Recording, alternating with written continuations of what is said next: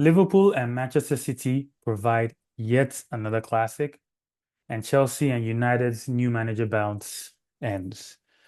Welcome back to another episode of Ball IQ Podcast. I'm Tolu, Real Madrid fan, and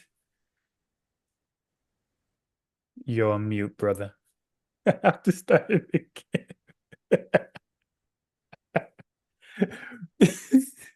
Nelson, Chelsea fan. How you feeling, man?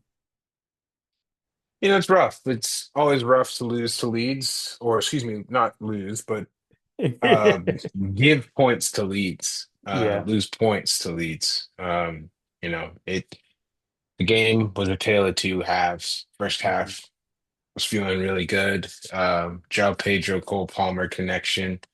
Uh, Another gift of a penalty by Leeds on João Pedro just pushed him senselessly.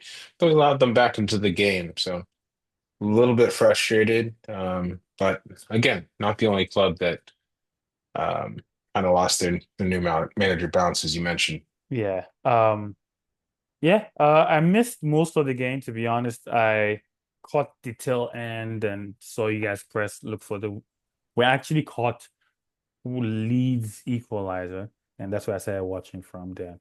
After that game, obviously watched the United game because obviously I knew with West Ham leading, that would have been a good game to catch too. So I'm glad I caught that. But really quick, let's discuss the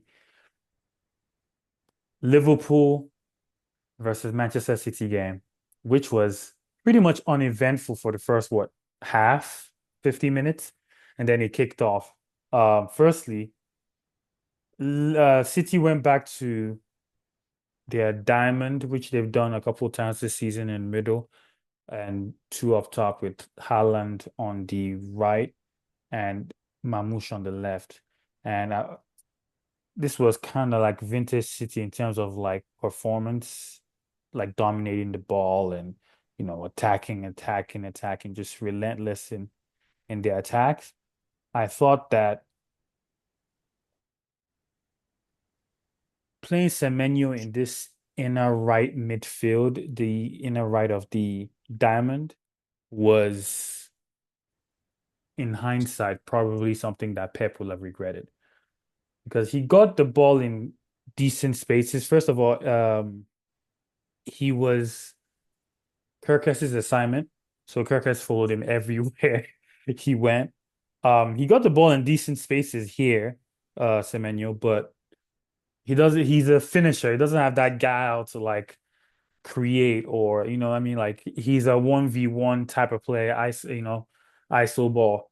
And obviously has an eye for goal, obviously, with all the goals that he has scored for City and for Bournemouth prior to that. But I was texting you during the game like Shirky needs to come to this game and play where Semenyo is playing. And that's what happened. Shirky came in for, I believe, Mamouche. So Semenyo then moves to this um, left forward, yeah, that's what I'll call it. So because it wasn't necessarily a center forward position, but it was just to operate in this channel, and you could see it was a little more lively there. But when Shirky got the ball here, in that same pocket that Semenyo was getting the ball in that inner right mid position, everything changed. He's deflected cross was what caused Bernardo Silva's goal. And his second cross was what caused the penalty. So I'm sure again Pep will have looked back and like I probably shouldn't drop this kid anymore. And he scored a goal disallowed at the end, rightfully so.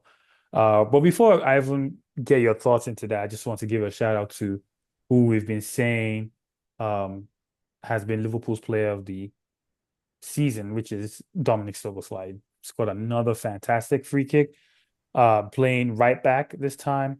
Liverpool really quick play.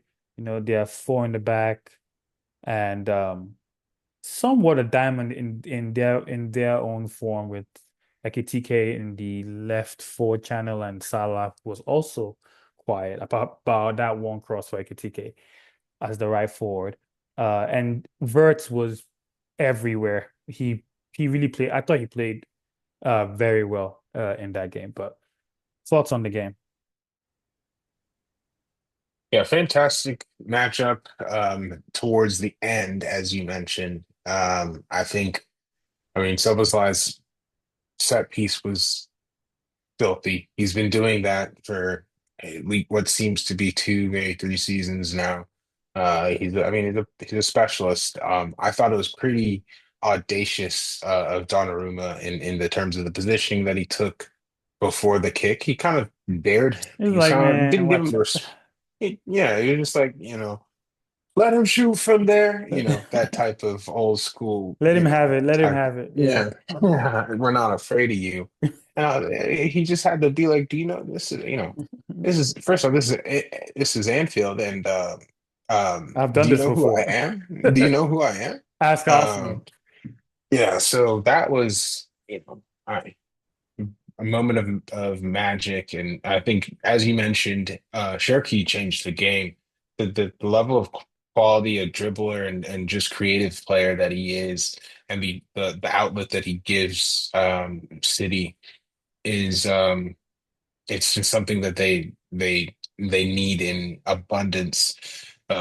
With the absence of obviously Kevin De Bruyne this season, we always said it's going to take A a couple. couple of different players, and that's what we're seeing. But sure, it's by no small contribution is it Shirky who's really making the difference. In terms of Semenyo, I think he's kind of being thrown into it more as a uh, just necessity, you know. I think Doku is injured. Um, they have a couple of injuries that are just kind of forcing him without much preparation and understanding of the tactics at a deep level. This is Guardiola's tactics we're talking about. That's not something you just learn overnight. Um, so, I think I was I was pleased as a third party in terms of the result because it kind of the obviously the title's kind of a foregone conclusion, but it keeps it a bit interesting in terms of we're not just going to necessarily give it to Arsenal. So Yeah, I'm trying to remind myself. I think it's still 6 points ahead, I believe, if I'm not mistaken. Yes, 6 points ahead. Arsenal are over City. Um, and you bring up a good point about Semenyo taking a while for any player to understand Pep's tactics, but I also just think that he's just not that profile of a player. I don't know whether Pep was expecting the game to go a certain way and then switch to the diamond in game, which made Semenyo play that role, or he was just envisioning him having more space to attack. But that position just called for a Shirky, called for more guy. Even if Foden would have excelled, just somebody with more hmm gal than a more direct winger like Semenyo. But it was a again, like I said, it was second half was just very, very, very explosive. And I'm sure Ekitike will be ruining that header that he missed. That what's his name? Salah outside the boot cross. I think that's the only chance. Oh, that's not the only chance. Remember that save that Donnarumma made at the last deflected shot, I believe, in the last minute of the game. hmm And even Pep was like, "Oh, what a save." hmm Yeah, that was I think he made up for underestimating Zoboslai with that save. But it was a classic game.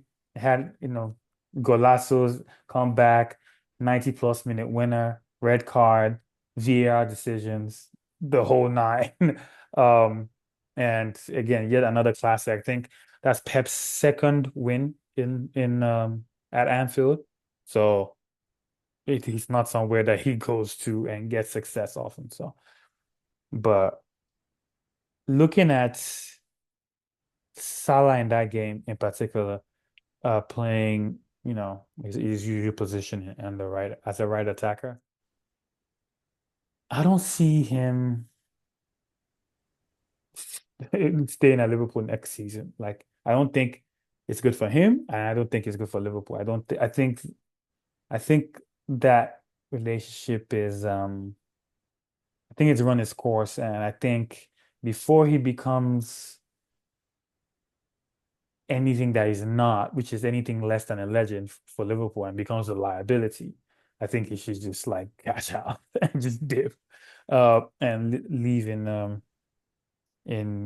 as high as possible, in my opinion. But we'll see. We'll see. Even Van Dijk says Van Dijk has been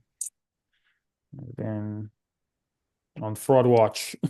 Not fraud watch. That's Yeah, crazy. yeah.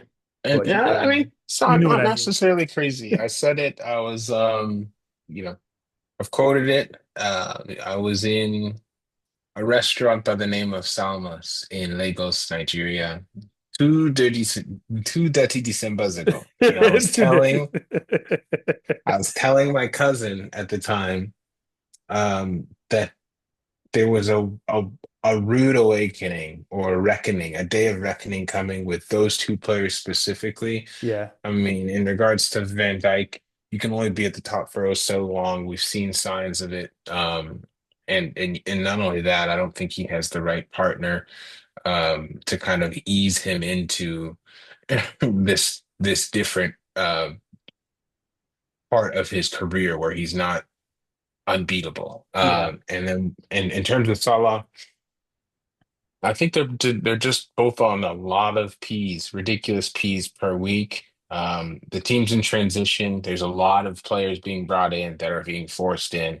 Not Mhm. forced in, but you have to change yourself Blend. tactically. Yeah. They're no longer the main man. It's a lot more of a team. It's building a new team, and those two guys are very senior members of any of the squad, and I think they've seen a couple of rebuilds. You kind of get a little bit weary, and I sense a bit of weariness from both of them. You know, and Hmm. someone's like, "Okay, we're gonna rebuild this brick by brick," and Franklin say brick by brick. you say brick by brick, and that person sighs or looks up to the sky, or Mhm. you can just see the weight that kind of carries, or you don't see that level of focus and buy-in. And I don't see that level of buy-in from Mohamed Salah this season. I don't. Yeah. I mean, think about Prime Salah. Liverpool City was his stage. Like this game was his stage. I don't have in front of me how many goals he scored against City, especially at Anfield. But City United, those were his games. So it's like very interesting to see like how where he is now with. But anyway, but it was an interesting game, at least for the second half, and still provided a classic game and a classic result despite the usual suspects of a game like this being absent. Because I don't even think Haaland is one who excels that much in this game if off of memory. But anyway, moving on though to other games and Oh, during the week. what about that bizarre, sorry to interrupt. What Oh, about go that ahead. bizarre, the VAR goal, the Yeah, I VAR mean goal the callback? Sherky pass. First of all, Yeah. Sherky should have passed. Like all that would have been avoided if he just played Haaland in. Just played in front of him. Haaland was always going to get there first. But the right call, I mean, the right call was made. I think obviously Zoboslai pulled him right after, right before, excuse me, the penalty box. So denying of a goal scoring opportunity, of course.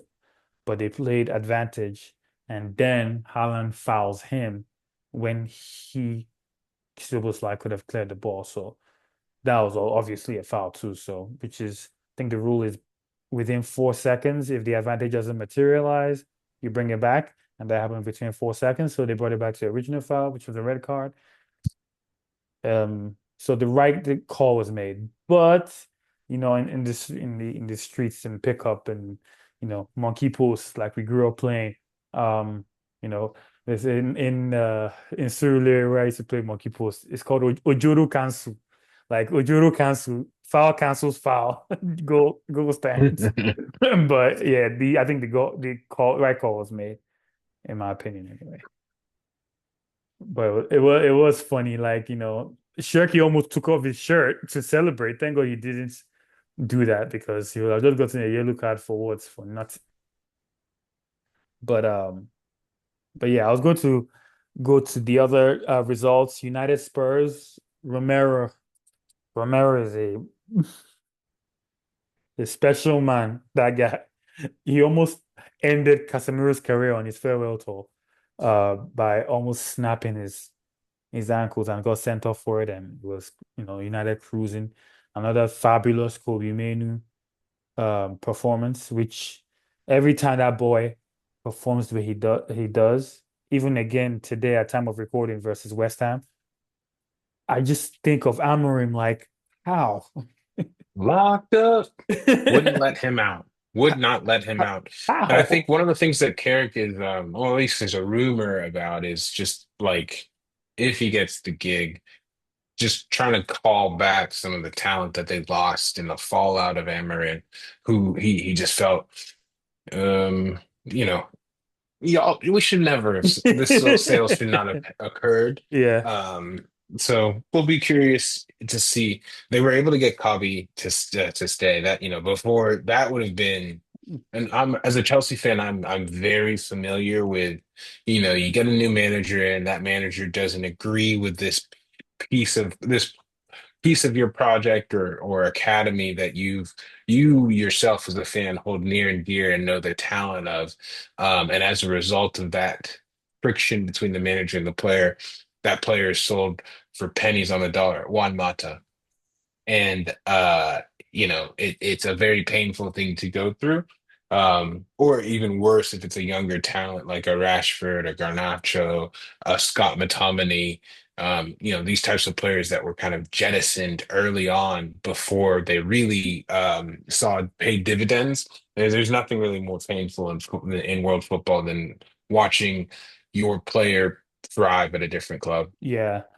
I think out of all those ex-players, the ones you just mentioned, I think the one that they need the most, they being United, is not Juan Mata, is Marcus Rashford. I think they don't have a, I mean, Cunha can play there as a playmaking right attacking mid, right? Like how we've seen players like that, the Neymars, I'm blanking on names, but you know what I mean. Like the wingers who are actually playmakers that they just put on the wing. I think that Cunha can do that, but a left winger, a proper left winger, they don't really have one in their squad. So I think that's the one that uh Marcus Rashford will fill. And obviously they will need to replace Casemiro. McTominay is not Casemiro. So he's not, I think even though obviously I'm happy for McTominay, I always knew it wasn't a problem, but they need a holding mid for sure. So it'll be interesting to see how they address those in the sum. Um, It's just funny to me, or not funny. It's a cruel twist of fate that Chelsea would have Eden Hazard, who's like arguably the best left wing the Premier has seen. Um, that's a it, name I it, should have brought up. Sorry, go yeah, ahead. and just since then, the amount of money that we spent to try, it's just and I think in world football in general, once you if you get a good left wing, I mean, I don't want to say the sky's the limit, but it just there's just a cohesion there that. So many squads are lacking. That position specifically. Yeah. Even with, I mean, we bought Alejandro Garnacho and we bought Jamie Bino Gittins and we sold Madueke and we're happy for that. But just to find a player, a left winger, like our best left winger is, I don't know. I don't know. I mean, Probably maybe. Garnacho. Yeah, Garnacho walked in and made it his own. He was like, Yeah, "Y'all have anybody here?" And we're like, "Actually, I mean, bet. Misha Mudrik, Oh yeah, right. Right. it's dark on that side. So Right. Yeah, that's a good point. I never um thought of that because like even thinking of Liverpool, even though they had I mean after Mane, Luis Diaz did a decent job, I think. And Gakpo is also doing a decent job in my opinion, but they're doing it on the backs of Mane, Sadio Mane, which is like, you know, one of the greatest African footballers ever, and one of Liverpool's greatest players for sure. So left wing is probably, I mean, there are very few of those players, those top quality left wingers out there. The Vinny's, the Mbappe's when he's there, the Fichak Kvaratskhelia, um, trying to think of any other left winger. Even Barcelona, I mean, they play Rafinha there because of Yamal when Rafinha is fit, but Rashford is also another option. So there's not a plethora of that kind of player out there. Um, there's not a plethora of Mavericks out there, period. So it's gonna be I think we Chelsea, I think, stuck Liam Delap on there on the wing. I don't want to see that ever again. against Arsenal, right? Yeah, like I've seen us do some really diabolical things to try and fill that hole. So, Yeah. you know, But anyway, speaking of Chelsea though, like Chelsea this weekend beat Wolves 3-1. yeah. Another Cole Palmer first half hat trick. That's what, three first half hat tricks in his Chelsea career? He is the most first half. He is, or yeah, three first half hat tricks, but he has the most hat tricks of any Chelsea player in history. In the first He half or just period? period. He has more Really? hat tricks. Yes, you can fact check me and chat and YouTube. You can fact check me, but I mean, are you surprised? Have you seen them? It's not very common that we score like a player scores a hat trick at Chelsea. That's It kind of crazy. speaks to the depth of our history. But this man is, there's the song Palmer again, ole ole. Like Oh, just the wow. amount of times he scores, you know, if he scores one goal, he's gonna score maybe three, and if he scores three, he might score four. Yeah. Um, so it's just that type of is he's just that type of player. He's that special. Yeah. Did you fact check? Is that Yep, accurate? yep. He Yeah. has four, the most. He just passed Drogba, Lampard, and Jimmy Floyd Hasselbank. Those are the three players you would expect to hold that record, I think. Yeah, maybe either Good Johnson, But maybe Johnson was Gianluca, good. yeah, Gianluca Vialli, maybe Zola, Zola, maybe, but but Bags, man, I think Hasselbank, maybe, but no, Hasselbank has three too. you said Hasselbank, okay, Yeah, okay, Hasselbank has three too. So, and but yeah, Hasselbank has a Premier League Golden Boot. Do you know that? I'm not surprised. I mean, in terms of His career mm, is very underrated in my opinion. yeah, I've watched documentaries or at least interviews with him before. And the club also for events in the United States, he's kind of an ambassador for a very important reason. So I'm familiar with his history. It's a proper bagsman. And you know, underrated, but such is life Such is life. when you Such, sign so many strikers. So yeah, for sure. Okay, continuing in the Premier League, especially today at time of recording, United dropped points at West Ham. West Ham took the lead and Benjamin Šeško equalized. Beautiful finish, by the way. I think it was last episode or the episode before that I was mentioning that the reports coming out that Michael Carrick brought Berbatov to work with him, yeah, I Šeško. saw that. And that finish was very like the touch. He looks like somebody who's been working. And it was only a matter of time for United to equalize in that game. Even though they dropped points, they still looked good as an outfit. So it's not panic stations yet for them. And luckily for them, Chelsea also dropped points at Leeds, leading 2-0. JP and Cole scored, and then Leeds pegged them back, and Chelsea searched and searched and searched for that winner. Cole Palmer missed what appeared to be a sitter, but obviously bounced right before he was trying to tap it in. But and lastly, both managers dropped their first points in the league for their new teams. But you wanted to touch on Chelsea?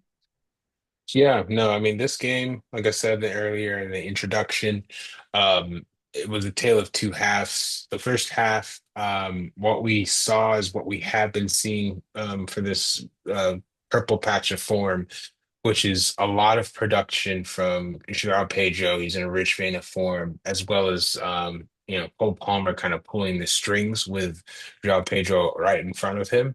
Hmm. That was evidenced by the game this weekend. I think two of the penalties that were won were by João Pedro Hmm. making runs into the box, just really doing the dirty work to get these penalties that obviously Cole Palmer is happy to take those. And then again over the weekend, or excuse me, today, first goal in the game, perfect through ball by Cole Palmer to João Pedro into space, unlocked the defense, and a beautiful composed finish. You know, just two players in a rich vein of form that I wish we've seen more of consistently this season. It's only, what could have been for Chelsea if both of those players were healthy. Yeah. Even I haven't seen much of Chelsea like fully in the last couple of weeks, but the last 15 minutes of that game that I watched, whenever Leeds scored, was literally when I tuned in, like I said. I saw Kopama on the left, which is obviously probably not his favorite, but like he looked a bit sharper than the last time that I've seen him. So hopefully he's like, getting back to his best. Um and you mentioned running in behind. He's best when his attacker's running in behind because he can either pick him out or occupy that space. I still prefer him as a right, just like what we're saying earlier about, right attacking mids, or left attacking mids, as a left foot or right attacking mids, because I feel like that's where he doesn't have too many players to be worried about for the opposition, and he can actually be more effective. I remember talking about it before the Club World Cup final.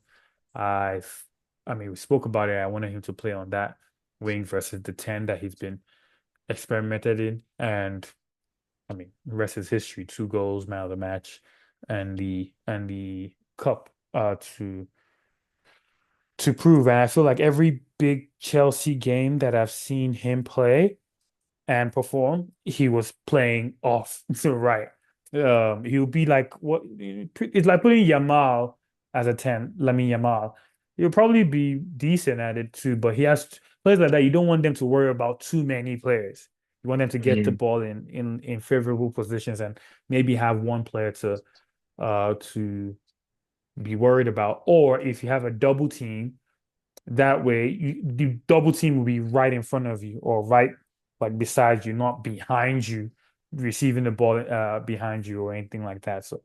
Um, so hopefully, I mean, we'll see. I mean, we've seen Pedro Neto put a shift in on that left wing, so I think that's what they should go to or Esteval. But Yeah, Pedro Neto recently has just been missing that last pass. He's in a bad run of form. A lot of fans are thinking this is, we need something new this in the off season, that he might be offloaded. Um, but you know, and then on the right wing, we've got so many solutions, so many options, but the left is just, you're playing players out of position that are uncomfortable, and then also when you're playing them in that position, you're losing something that they would bring to the other sides. yeah, yeah, but we'll see. I mean, it's not the end of the world. I think I believe West Ham play tomorrow. Or did they play today? They played. Oh no, not West Ham. Excuse me, Aston Villa. They play. Aston Villa play tomorrow against Brighton.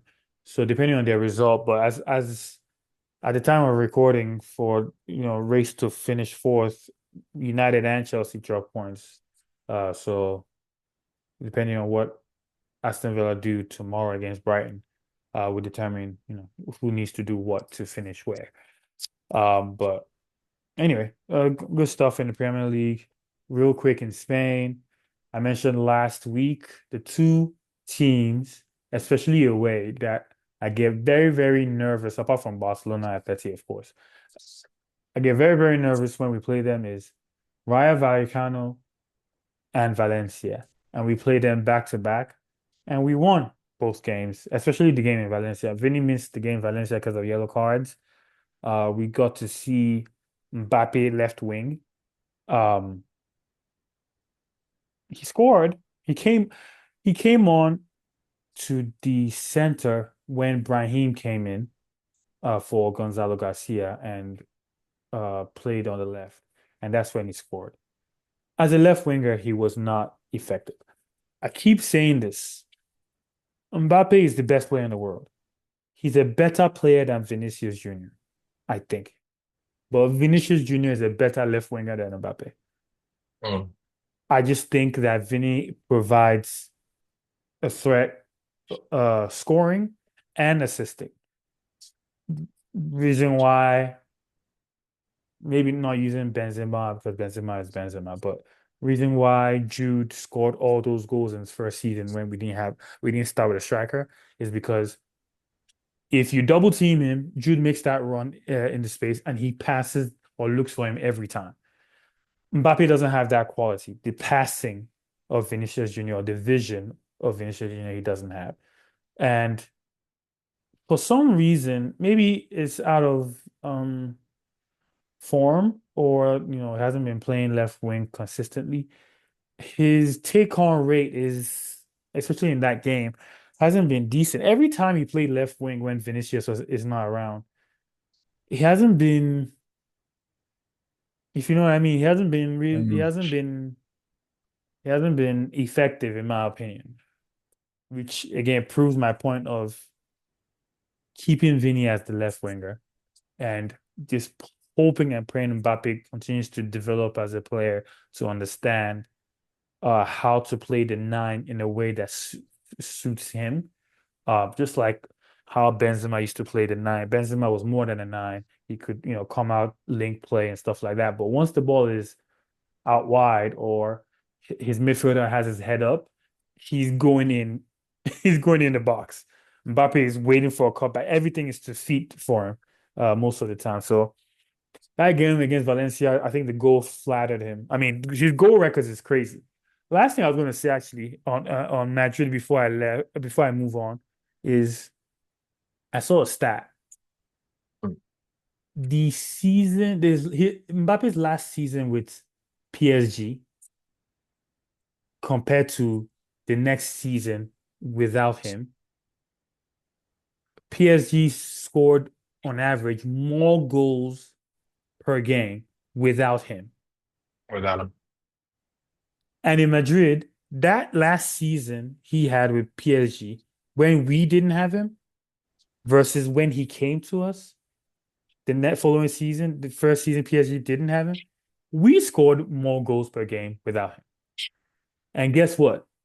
In both those seasons, the two seasons that PSG scored less and we scored less with him, his numbers didn't change, 44 goals.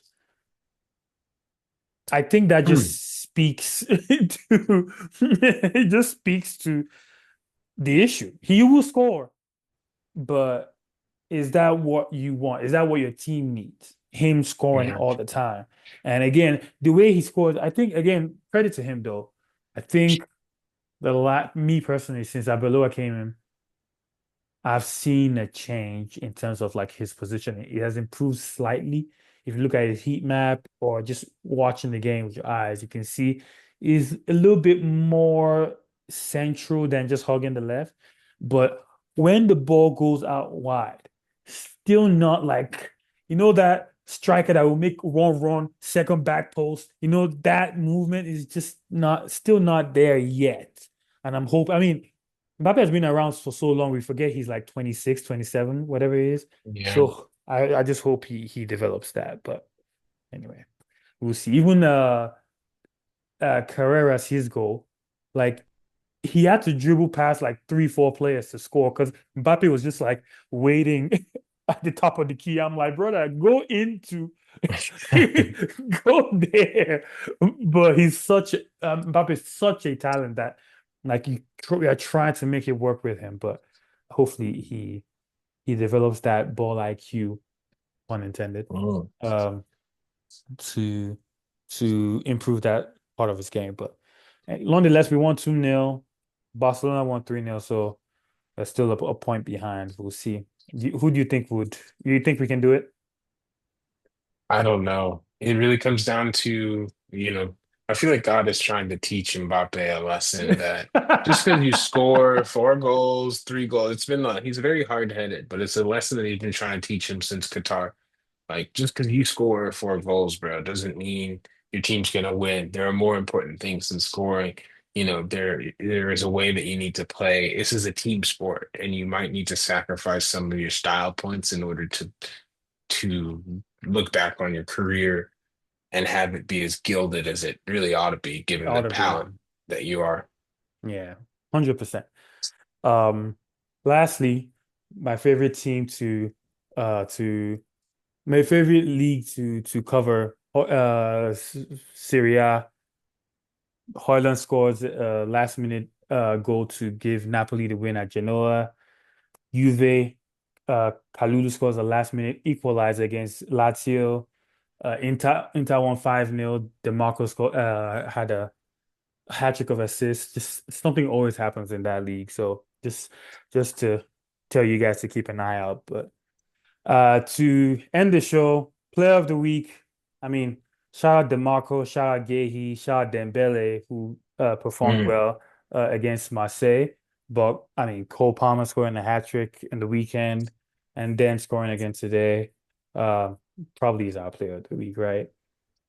I mean, for me, but yeah, I try not to be too obvious on the nose. It's just Yeah, the minute I saw the second goal in, I think I texted you, he's back. yeah, You he's were like, back. you were What's like, happening? what? What? Who's talking to you? Like who? You know, Yeah, fair point, who's fair. disrespecting you, bro? Yeah, I'm like, I don't even know what you're talking about. Yeah, But exactly. But yeah, for me, it'd have to be Cole. yeah, for sure. It's Yeah, for sure. upsetting that we couldn't get the result today, but still, he's back to doing bits. Yeah. Congrats, Cole Palmer, player of the week, Aki player of the week. Goal of the week. We shouldn't even talk long talk. It's almost like here's an award. So Yeah, I'll yeah, take it. just goal of the week. Just t take that and be well. Um, and lastly, upcoming fixtures on Thursday, Copa del Rey semifinal, Atleti against Barca. Um, I don't like either team, but I'll be rooting for Lukman to do well for There you Atleti. go. He scored on his debut for Atleti, which was good, and assisted. Yeah, He had a I good debut. saw Simeone's reaction to the goal. Yeah. Um, He's then in my one of my favorite leagues, Serie A, Inter is playing Juve and Napoli's playing Roma. So heavy weights this weekend, and obviously the results would impact what happens in the league, especially with Inter leading AC with 8 points, but played a game more. So we'll see what happens. But that's the show. Thank you guys for listening. Please like, comment, subscribe. Nelson, leave them with something. like, comment, and subscribe. Follow us for more content as we get into what is always the business end of the season. There's fixtures fast and furious every 3, 4 days, it seems like. So, subscribe, lock in with your boys to not miss a beat. Yeah, and let us know your thoughts and anything that you've heard, or if you have a different opinion or you want to add on to a point, please feel We free. always love a little banter. Love the banter and discussions, of course. He loves the banter. I love discussions. Yeah. But That's it, y'all. Catch you guys on the next one. Peace. Peace.